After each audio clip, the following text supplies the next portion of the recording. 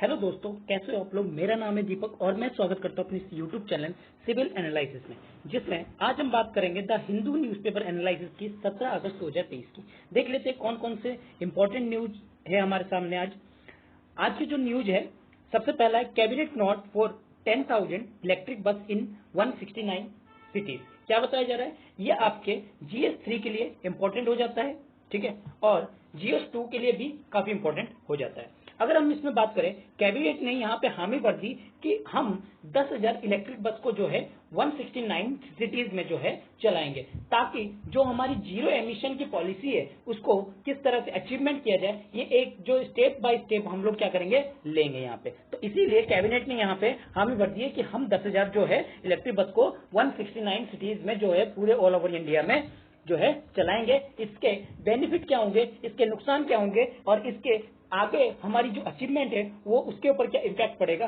वो हम सब यहाँ पे जानेंगे। अगला आर्टिकल है supreme Court unveil handbook to eliminate gender stereotype from law. देखिए, जो जेंडर स्टेरियोटाइप वर्ड्स वगैरह होते हैं, यहाँ पे सुप्रीम कोर्ट ने एक हैंडबुक रिलीज किया है जिसमें उन सारे जेंडर जो स्टेरियोटाइप है वर्ड्स जो है उसको एलिमिनेट करने की बात की है। यहाँ पे हम लोग इसमें GS2 से रिलेटेड इंपॉर्टेंट आर्टिकल के बारे में डिस्कस करेंगे। अगला आर्टिकल है Orissa government withdraw the controversial deemed forest order विश्व फॉरेस्ट ऑर्डर। क्या बताया जा रहा है, यहाँ पे ओडिशा गवर्नमेंट ने डीम्ड फॉरेस्ट के बारे में 11 अगस्त को एक स्टेटमेंट दिया था, उसको विड्रॉल कर लिया गया है। क्या है पूरा कॉन्सेप्ट, उसको यहाँ जानने की कोशिश करेंगे, ठीक है। अगला है विश्वकर्मा स्कीम। जैसे कि आप जानते हैं, प्राइम मिनिस्टर ने हमारे 15 अगस्त को इंडिपेंडेंट डे के जो 77th इंडिपेंडेंट डे है उसको सेलिब्रेशन किए थे, जिसमें अपने भाषण में पीएम ने क्या कहा था, विश्वकर्मा स्कीम को सामने रखा था, जिसमें 30 लाख आर्टिसन फैमिली को इससे बेनिफिट मिलेगा, उनको किस तरह से एड वगैरह प्रोवाइड किया जाएगा, वहां पे इसको डिस्कस किया जाएगा। अगला है cabinet note for 7 rail connectivity project worth 32,500 crore, यानी कि 32,500 करोड़ की जो है प्रोजेक्ट को यहाँ लॉन्च किया है, जिसमें 7 रेल कनेक्टिविटी प्रोजेक्ट जो है यहाँ पे शामिल है, ठीक है। उसके बारे में डिस्कस कर लेंगे। Expansion of digital India program. Digital India program को आगे बढ़ाने के लिए जो इंसर्ट है आपके, उसको इंक्रीज करने के लिए यहाँ पे 14,903 करोड़ की आउटलेट जो है वो देने की बात की है। Centre and WHO to launch global initiative digital health. देखिए, आज के टाइम पे डिजिटल हेल्थ कितनी इंपॉर्टेंट है वो आपने कोविड-19 के दौरान जान लिए। तो यहाँ पे सेंटर और WHO जो है दोनों ने ही ग्लोबल इनिशिएटिव लिया है लॉन्च करने को, जिससे कि डिजिटल हेल्थ में और इनहेंस हो सके, ठीक है। इसके बारे में डिस्कस करेंगे। चलिए स्टार्ट करते हैं आज के टॉपिक को। सबसे पहला और टॉपिक देखे तो cabinet note for 10,000 electric bus in 169 cities. क्या बताया जा रहा है, देखिए यहाँ पे कैबिनेट ने हामी भर दी कि 10,000 हम इलेक्ट्रिक बसेस को क्या करेंगे, 169 सिटीज में चलाएंगे। देखिए, इलेक्ट्रिक बस की अगर बात करें, इलेक्ट्रिक बस की इसकी इंपॉर्टेंस क्या है, इसकी सिग्निफिकेंस क्या है, ठीक है। अगर इसकी बात करें, देखिए सबसे पहले तो एमिशन, ठीक है। दूसरी चीज, जो आपकी एमिशन के वजह से कार्बन डाइऑक्साइड जो रिलीज होता है, मीथेन जो रिलीज होता है गैस, ठीक है। इन्वायरमेंटल इम्पैक्ट, ठीक है। इन सब के लिए कितनी इंपॉर्टेंट है हम वो देख रहे हैं, और साथ ही साथ और इसकी सिग्निफिकेंस क्या है, जो हमारी ग्लोबल गोल है जीरो एमिशन की तरफ बढ़ना, उसको अचीवमेंट करना, और क्या है, प्रमोट करना इंडिया की इनिशिएटिव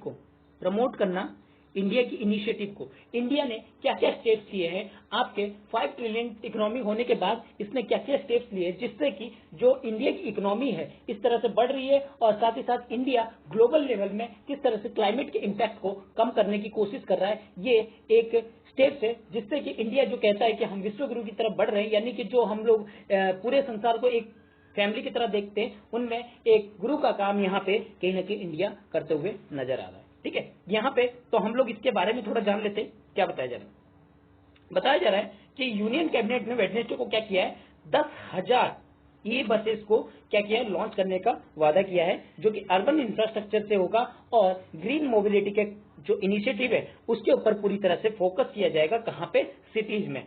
कोई भी ऑर्गेनाइज जो जिसमें नो ऑर्गेनाइज बस सर्विस, कोई भी ऑर्गेनाइज बस सर्विस जो है यहाँ पे नहीं होगी, इस चीज की बात की गई। यहाँ ई बस को चलाने की बात की गई है, जिसमें आपके प्रोपल्सन एंड एक्सेसरी सिस्टम जो है वो कहीं ना कहीं पावर्ड होंगे एक्सक्लूसिवली पूरी तरह से, और जीरो एमिशन की तरफ बढ़ेंगे और इलेक्ट्रिक सोर्स होगा, इसकी बात की जा रही है। अगर पीएम की ई बस सेवा की बात करें, ये स्कीम का एस्टीमेट जो है 57,000 करोड़ जो है, आपकी कहने का मतलब 57,613, यानी कि 57,000 जो है वो आपकी यहाँ पे खर्च होने वाले हैं। ठीक है, अगर यहाँ सेंटर की बात करें, सेंटर की तरफ से 20,000 की जो एड है वो प्रोवाइड की जाएगी, और बाकी जो है किसके द्वारा, स्टेट के द्वारा लगाया जाएगा। जैसे कि आप समझ सकते हो, ये ई बस सेवा जो स्कीम है, ई बस सेवा जो स्कीम है वो एक क्या होगा, सेंट्रली सेक्टर स्कीम होगा, यानी कि इसमें सेंटर का कुछ रोल रहेगा और स्टेट का कुछ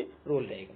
ठीक है, साथ ही साथ ये भी बताया गया जो इन सिटीज में चलाए जाएंगे इन बसेस को, उसमें कहीं ना कहीं पब्लिक प्राइवेट पार्टनरशिप कहीं ना कहीं मॉडल के तौर पे चलेगा, और इसके साथ साथ 181 अदर सिटीज को भी कहीं ना कहीं डेवलपमेंट करने की बात की गई है, और उनके इंफ्रास्ट्रक्चर को अपग्रेड करने की बात की गई है, जो ग्रीन अर्बन मोबिलिटी इनिशिएटिव के तहत में आएगा। ठीक है, अगर हम बात करें इसमें फर्स्ट सेगमेंट जो है वो डिपोर्ट होगी इंफ्रास्ट्रक्चर डेवलपमेंट की, उसके बाद अपग्रेड की जाएगी support of new e buses, उसके बाद इंक्लूड है इसमें creation behind the meter power infrastructure such as substation, यानी कि मीटर पावर सेक्टर भी यहाँ पे लगाए जाएंगे, यानी कि अगर आपको चार्जिंग वगैरह की भी दिक्कत हो तो उसको भी कहीं ना कहीं यहाँ पे किया जाएगा। ठीक है, अगर हम बात की जाए सिटीज, क्यों ये सिटीज में, क्योंकि सिटीज में सबसे ज्यादा पॉपुलेशन है, सिटीज की पॉपुलेशन को इम्पैक्ट ना हो इसके वजह से क्या किया है, यहाँ पे 169 सिटीज को यहाँ पे बताया गया है।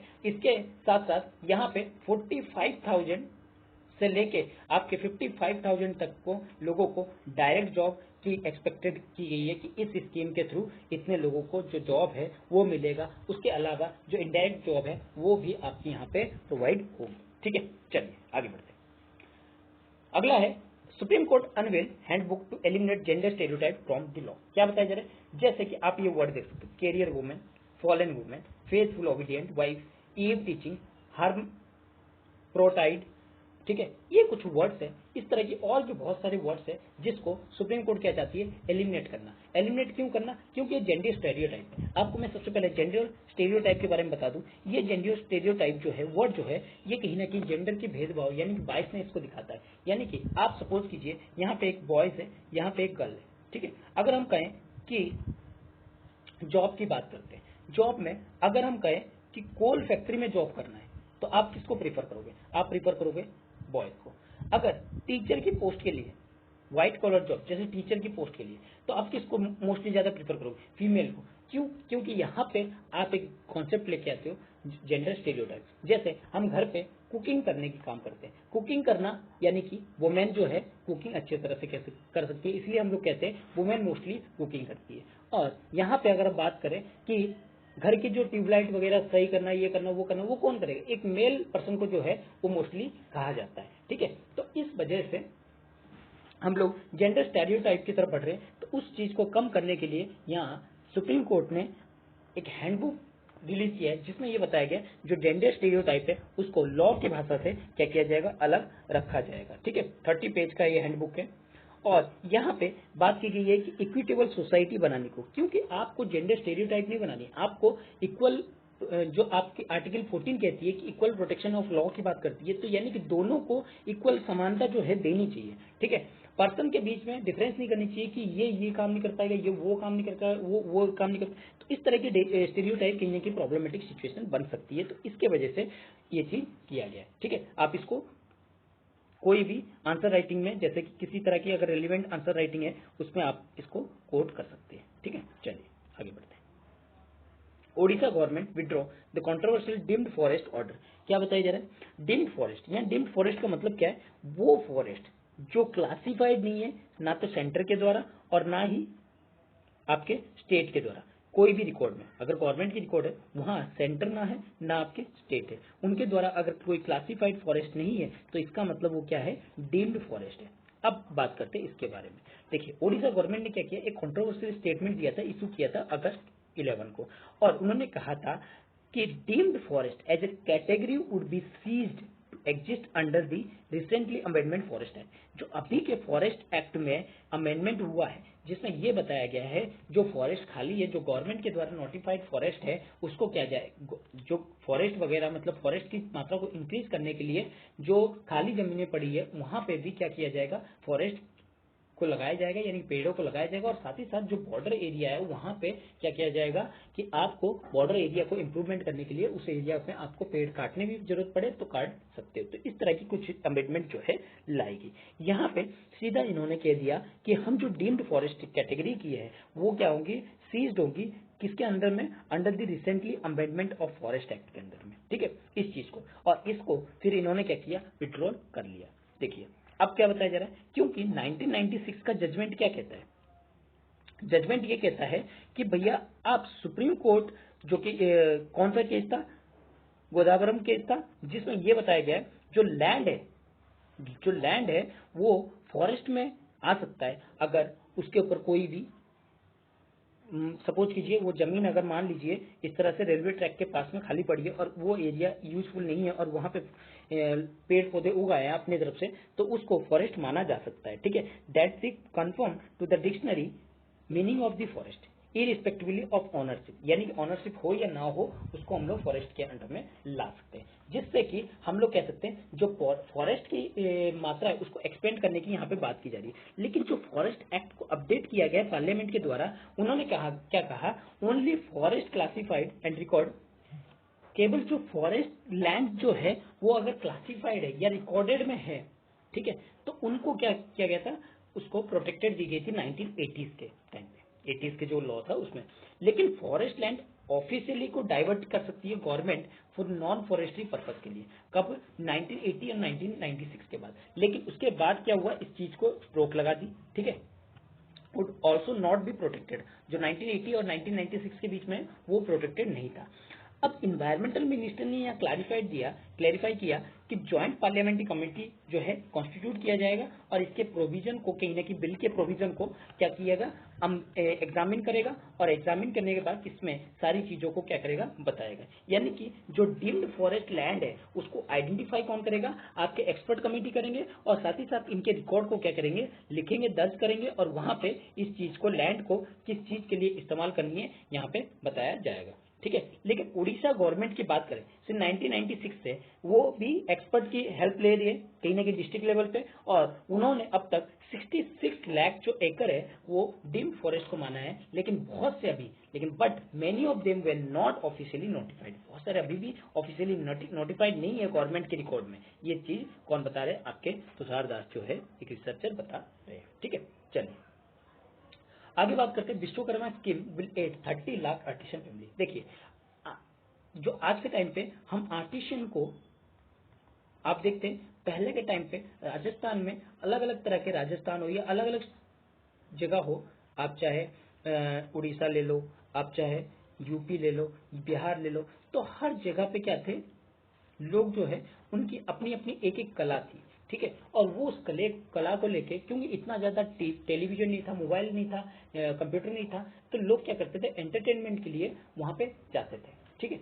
और गाना बजाना हो या फिर कोई चीज देखना हो, किसी नाटक वगैरह देखना हो, तो वो सारी चीजें कहीं ना कहीं देखते थे लोग, ठीक है। और जो लोग इसको परफॉर्म करते थे वो भी क्या करते थे, अपने जो पूर्वज है उनसे सीखते थे और उनके साथ जुड़कर लोगों का एंटरटेनमेंट करते थे, ठीक है। और वैसे ही कुछ आर्टिसंस भी होते थे, जैसे लोग जो है कुछ अपने हिसाब से गाना वगैरह बजाना, ठीक है, वायलिन बनाना, या फिर कारपेंटर टाइप का हो, या आपके वॉशरमैन टाइप के हो, या भी कोई भी जो भी रेडी पटरी लगाते हैं, वो कहीं ना कहीं अपने फैमिली बैकग्राउंड से जुड़े हुए होते हैं। तो उनको कहीं ना कहीं आज के टाइम पे क्या होना चाहिए, प्रोटेक्ट होना चाहिए। उसके लिए एक स्कीम अनाउंसमेंट किया था हमारे प्राइम मिनिस्टर ने 15 अगस्त के टाइम पे, जो 77 अभी हमने इंडिपेंडेंस डे सेलिब्रेशन किया है, उसमें लाल किले से इन्होंने विश्वकर्मा स्कीम को स्टेब्लिश करने की बात की है। यानी कि इसमें आपको 30 लाख आर्टिशंस को, फैमिलीज को क्या करेगी, एड प्रोवाइड करेगी, इस चीज की बात की है। इसके लिए cabinet committee on economic affairs ने इसमें हामी भरी है कि इनमें 13,000 यानी कि 13,000 करोड़ जो है अप्रूव किया जाएगा। क्यों? क्योंकि पीएम जी ने हमारे इंडिपेंडेंस डे की स्पीच में इसको देने की बात की है। ठीक है, जिससे कि जो आपके क्राफ्ट पर्सन है उनको क्रेडिट सपोर्ट जो है मिल सके। ठीक है, तो कौन प्रोवाइड करते हैं? The cabinet committee of economic affairs. ध्यान रखना, इंपॉर्टेंट है। ठीक है, तो ये कौन सा स्कीम है? पीएम विश्वकर्मा स्कीम है, जिसमें 13,000 करोड़ रुपए जो है वो लगाए गए हैं। ठीक है, अगर बात करें इसके किस चीज के लिए, जो family based practice traditional skill होती है आर्टिसंस की या क्राफ्ट पर्सन की, जो अपने वर्किंग हैंड या टूल से करते हैं, उनको ये प्रोवाइड करेगा। और साथ ही साथ गुरु शिष्य परंपरा को जो है बनाए रखेगा। जो ये स्कीम है उसका एम क्या है? प्रोवाइडिंग करना quality as well as reach to product and service, किसके पास से? आर्टिस्ट और क्राफ्टमैन के पास से। और जिससे जो विश्वकर्मा कर्मास जो है वो कहीं ना कहीं इंटीग्रेट हो सके, अपनी ग्लोबल लेवल पे, डोमेस्टिक लेवल पे इंटीग्रेशन हो सके, और इनकी चेन को, वैल्यू चेन को क्या है, इनको जो है वैल्यू जो है प्रोवाइड हो। ठीक है, इसमें आप देख सकते हैं अलग अलग तरह के, जैसे कि carpenter, boat maker, armoury, blacksmith, hammer, ये सब जो है लोग जुड़े हुए हैं। क्राफ्ट आर्टिसन और क्राफ्ट पर्सन की अगर बात करें, जिसमें विश्वकर्मा जो सर्टिफिकेट जो है वो प्रोवाइड की जाएगी, आईडी कार्ड प्रोवाइड की जाएगी, और साथ ही साथ इनको फर्स्ट ट्रेंच की बात की जाए तो क्रेडिट सपोर्ट 1 लाख का दिया जाएगा। सेकंड ट्रेंच की बात की जाए तो 2 लाख का जो सपोर्ट जो है प्रोवाइड किया जाएगा, जिसका इंटरेस्ट रेट जो होगा कंसेशनल इंटरेस्ट रेट ऑफ 5% पे इनको प्रोवाइड किया जाएगा। ठीक है, ताकि इनकी जो स्किल्स है उसको आगे तक रखा जाए, जिससे कि बताया जा रहा है कि इसमें 30 लाख फैमिली जो हो वो कवर होंगे इन 5 सालों में। ठीक है, कब से कब तक चलाया जा रहा है? 2023-24 से लेकर 2027-28 के बीच तक चलाया जा रहा है। चलिए, cabinet note for 7 rail connectivity project worth 32,500 crore. क्या बताया जा रहा है यहाँ पे? रेल कनेक्टिविटी को इम्प्रूव करने की बात की जा रही है, जिसमें ट्रैवल जो हो वो अच्छी हो सके। जैसे कि ट्रैवल के लिए आपकी सीट्स वगैरह, अभी भी आप इंडियन रेलवे में जाते हैं तो कहीं ना कहीं ठीक ठाक तरीके से सीट्स वगैरह जो होती है ठीक नहीं होती है, जो वॉशरूम वगैरह होती है वो ठीक नहीं होती, कंपार्टमेंट ठीक नहीं होती, तो ये सब कहीं ना कहीं प्रॉब्लमेटिक सिचुएशन है। ठीक है, और यहाँ पे क्या बताया, जो 7 रेल कनेक्टिविटी प्रोजेक्ट है उसके लिए 32,000 यानी कि 500 करोड़ जो है प्रोवाइड की जाएगी, जिसमें 35 डिस्ट्रिक्ट्स को इंक्लूड किया गया है, जिसमें उत्तर प्रदेश, बिहार, तेलंगाना, आंध्र प्रदेश, महाराष्ट्र, गुजरात, उड़ीसा, झारखंड एंड वेस्ट बंगाल की बात की गई है, जिसमें 2339 किलोमीटर जो है रेलवे नेटवर्क को बनाया जाएगा।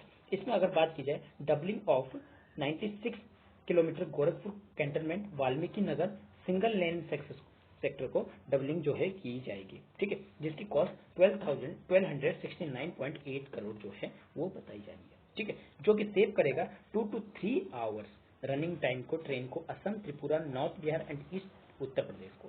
इसी तरह से डबलिंग की जाएगी गुंटूर बीबी नगर, जो कि तेलंगाना में है, सिंगल लाइन सेक्शन है, जो 3,238 करोड़ जो है इसमें खर्च किए जाएंगे। ठीक है, ये सारी चीजें बता रहे हैं। आप और भी देख सकते हैं यहाँ पे चौपान चुकार, ठीक है, जो सिंगल लाइन है उसको डबलिंग की जाएगी।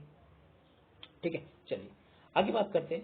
Expansion of digital India programme get 14,903 crore outlay. यहाँ पे डिजिटल इंडिया को बढ़ाने की बात की गई है। जो आपकी कंप्यूटर इमरजेंसी रिस्पांस टीम है इंडिया के साथ, कहीं ना कहीं वो इनके साथ ये क्या करना चाहते हैं, डिजिटल इंडिया प्रोग्राम को अपने देश में इंक्लूड एक्सटेंड करना चाहते हैं। 5 ईयर का एक्सटेंशन जो है अप्रूवल किया गया है। ठीक है, जिसमें एक्सपेंशन किया जाएगा आपके डिजिटल इंडिया प्रोग्राम को। ठीक है, और साथ ही साथ जो सर्ट इंडिया है उसके भी। अगर एक्सपेंशन की बात की जाए, ये प्रोग्राम जो है 14,903 करोड़ जो है इसमें खर्च की जाएंगी। इसको जो हमारे मिनिस्टर है उन्होंने बताया। साथ ही साथ ये काम करेगा किस पे? साइबर सिक्योरिटी पे, बिजनेस, स्कूल्स, हॉस्पिटल, इन सब पे फोकस करेगा। और साइबर सिक्योरिटी को किससे हमें क्या करेगा? Cyber security should be easily accessible, low cost, affordable, he said. जो इसमें under the programme 6.25 lakh IT professional कहीं ना कहीं रिसीव करेंगे अपस्किल को, रीस्किल करेंगे ट्रेनिंग से, और 2.65 लाख जो है एम्प्लॉय को क्या होगी, रिसीव होगी इंफॉर्मेशन सिक्योरिटी रिलेटेड ट्रेनिंग। ठीक है, अगर हम यूपीआई की बात करें, यूनिफाइड मोबाइल एप्लीकेशन की बात करें, जो नई एज की गवर्नेंस प्लेटफॉर्म है, उसमें कहीं ना कहीं ऑफर किए जाएंगे एक्सेस 1700 गवर्नमेंट सर्विस को, जिसमें 450 मोर सर्विस को एडेड किया जाएगा।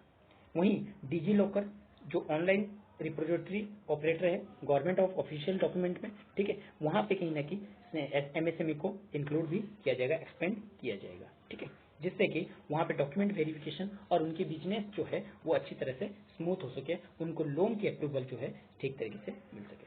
चलिए, अगला आर्टिकल है centre and WHO to launch global initiative on digital health. देखिए, डिजिटल हेल्थ आज के टाइम पे काफी इंपॉर्टेंट हो चुका है, क्योंकि जब कोविड-19 का टाइम था तो उस टाइम पे लोग जो थे वो घरों में बंद थे। जब घरों में बंद थे तो उनको कहीं ना कहीं मेडिसिन की जरूरत थी, और वो मेडिसिन का काम कौन कर रहा था? वो आपका डिजिटल हेल्थ कहीं ना कहीं कर रहा था। चाहे आप डिप्रेशन की शिकार क्यों ना हो, वहां पे भी आप देखते हैं, मैंने कुछ दिन पहले आर्टिकल भी क्लियर किया था जिसमें 1300 जो है लोग हैं डेली कांटेक्ट करते हैं आपके स्ट्रेस से रिलेटेड, ठीक है। तो उस तरह की जो प्रॉब्लम जो है, सिचुएशन जो है हैम्पर करने के लिए यहाँ पे डिजिटल हेल्थ को आगे बढ़ाने के लिए यहाँ पे सेंटर और डब्ल्यूएचओ द्वारा ग्लोबल इनिशिएटिव लिया गया है, जिससे कि डिजिटल हेल्थ का एक्सपेंडिशन हो। और सोशल सेक्टर जो है काफी इंपॉर्टेंट है आज के टाइम पे, क्योंकि अगर हमें मैन्युफैक्चरिंग करनी है, हमें अपने सेक्टर में इंक्रीमेंट चाहिए, तो हमें कहीं ना कहीं हेल्थ के ऊपर ज्यादा ध्यान देना चाहिए, और हेल्थ जब तक बेटर नहीं होगा तब तक हम अच्छे नहीं रह सकते। वहीं पे अगर हम बात करें, इंडिया कहीं ना कहीं कोविड-19 के टाइम पे जिस तरह से हेल्थ पे काम किया है वो कहीं ना कहीं सराहनीय बात है, और इस तरह से अगर काम करते रहेंगे तो कहीं ना कहीं बहुत अच्छी पोजीशन पे पहुंचेगी। अगर ग्लोबल डिजिटल प्लेटफॉर्म की बात करें, इसमें इन्वेस्टमेंट ट्रैकर होंगे, और ट्रैकर कहीं ना कहीं जिसको जरूरत होगी जैसे सर्विस वगैरह की, उनको कहीं ना कहीं बताएगा। और डिजिटल लाइब्रेरी की भी बात की गई है हेल्थ प्लेटफॉर्म पे। यहाँ पे aid universal health convergence and improvement health service delivery, the initiative had founded funding from global person, ठीक है। साथ ही साथ यहाँ पे क्या बताया गया है, इस टाइम पे G20 की मीटिंग चल रही है, और इस टाइम पे G20 की मीटिंग के टाइम पे अगर डिजिटल हेल्थ को हम बढ़ावा देते हैं तो कहीं ना कहीं ये सारी चीजें हमें एक इमेज जो है प्रोवाइड करेगी कि हमारी इंटरनेशनल इमेज जो है किस तरीके से बन रही है, ठीक है। चलिए, तो आज के लिए बस इतना ही आर्टिकल है। आई होप कि आपको आर्टिकल आज का अच्छा लगा होगा, और आर्टिकल अच्छा लगा है तो इसको लाइक कीजिए, अपने दोस्तों के साथ शेयर कीजिए, और सब्सक्राइब करना ना भूलिए। Thank you.